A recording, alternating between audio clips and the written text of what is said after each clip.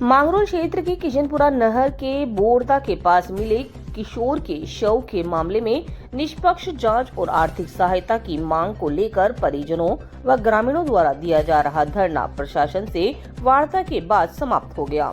प्रशासन द्वारा आर्थिक सहायता और मामले की निष्पक्ष जांच के आश्वासन के बाद शव लेने पर सहमति बनी है। जानकारी के अनुसार किशनपुरा नहर में शनिवार सुबह एक शव मिला, जिसकी पहचान कार्तिक सुमन 16 वर्षीय पुत्र कालूलाल निवासी मांगरोल मालियों के मंदिर के पास से हुई है।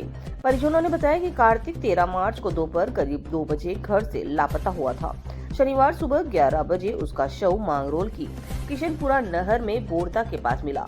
सूचना मिलने पर मांगरोल पुलिस मौके पर पहुंची और शव को उप जिला अस्पताल लाया गया, जहां डॉक्टरों द्वारा पोस्टमार्टम के बाद शव को मोर्चरी में रखवाया गया। इसमें पहली कमी तो यहाँ के प्रशासन की रही है, क्योंकि कांग्रेस सरकार के समय नगर पालिका ने यहाँ 50 लाख रुपए के सीसीटीवी कैमरे लगाए पूरे नगर में, प्रत्येक चौराहे पे। आज सब कैमरे बंद पड़े हुए हैं। अगर कैमरे चालू रहते हैं तो अपराधी प्रवृत्ति के जो लोग होते हैं उनमें डर बना रहता है और उनमें ये भावना रहती है कि यार कहीं ना कहीं हम कैमरों की निगरानी में आ जाएंगे। तो कैमरे नगर पालिका प्रशासन की कमजोरी है, जिसके वजह से कैमरा चालू कैमरे बंद। यहाँ नगर प्रशासन की कमजोरी है, जिसमें मुख्य रूप से एसडीएम साहब जो इसके प्रशासक लगे हुए हैं, इनकी कमी है कि कैमरे बंद पड़े हुए हैं। कैमरे चालू होने चाहिए थे।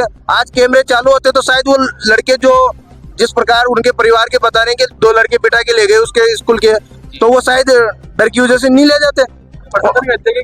बिल्कुल प्रशासन की अनदेखी के कारण ये घटना हुई है और उसके साथ हम परिवार के साथ सब खड़े हैं। परिवार की सहमति बनी 5 लाख रुपए पे, और जो भी उन्होंने कहा कि हम केस के रूप में जो भी देंगे, अलग से जो सहायता करवाएंगे वो अलग है, उस आज सरकारी जो सहायता मिलेगी वो अलग है। तो उस सहमति पे हम परिवार के साथ ये धरना हमने समाप्त किया है। हम परिवार के साथ अभी भी पूर्ण रूप से खड़े हैं। अगर परिवार जो कहेगा उसकी पालना हम करवाएंगे। मांगरोल में एक नौजवान जिसका नाम कार्तिक है, उसकी मौत हो गई। मौत में सब प्रकार के संशय हैं, मारना प्राकृतिक या इस बात को लेके पूरी मांगरोल और पूरे उसके मोहल्लों ने इस संवेदना में अपनी अपनी उपस्थिति इसलिए दर्ज करवाई क्योंकि उस परिवार के लोग ये कह रहे थे कि मुझे न्याय मिलना चाहिए। इस बात को लेके सभी लोग इकट्ठे हुए, उसमें मैं भी आया, चेयरमैन साहब भी आए, सभी साथी मांगरोल के हैं। अब धरना के समय ये बात चल रही है कि उसकी आर्थिक स्थिति बहुत कमजोर है।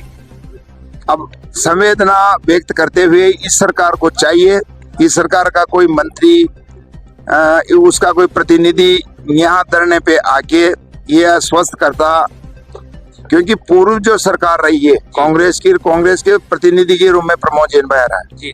जब भी इस प्रकार की घटनाएं हुई है, मौके पे नगद देना और प्रपोजल बना के सरकार से अधिक पैसे दिलवाना, उसी बात को लेके आज ये धरना हुआ है कि उसको आर्थिक सहायता मिलनी चाहिए।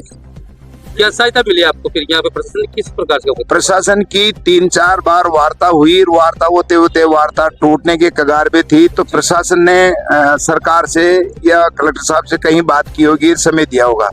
उसके बाद जब वो पुनः परिवारजनों के साथ में वार्ता करने के लिए बैठे तो प्राकृतिक आपदा के तहत 5 लाख रुपए जो मिलते हैं वो तो मिलेंगे, इसी वो लिखित में समझौता अधिकारियों के परिवारजन के बीच में हुआ है।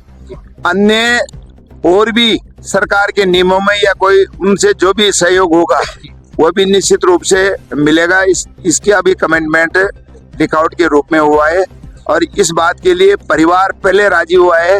और ये जो परिवार के साथ में संवेदना में जो लोग आए हैं, जिन लोगों ने उपस्थिति दी है, उनकी राजी के अनुसार ही ये समझौता होके आज इस मौके पे हम खड़े हैं। अभी तो बॉडी अंदर ही है, वो परिवार के लोग उसको लेंगे, उसके बाद ही क्या मुकदमे को लेकर भी सर सहमति हुई क्या? मुकदमे में कल रिपोर्ट दर्ज हो गई थी। आज भी परिवार के लोगों ने ये कहा है कि साहब हम उस एफआईआर से संतुष्ट नहीं है। तो इस वार्ता में डिप्टी साहब मौजूद हैं, सीआई साहब मौजूद हैं। उन्होंने कहा है कि जो तथ्य मिलेंगे इन्वेस्टिगेशन में तो मुकदमे में परिवर्तन भी कर दिया जाएगा। और वर्तमान में एक प्रार्थना पत्र उन्होंने लिखित में लिया है कि अगर इसका कहीं संशयात्मक स्थिति आती है, इस केस में कोई मोड़ आता है, तो वो भी निश्चित रूप से किया जाएगा। इस बात का समझौता में भी जिगर है।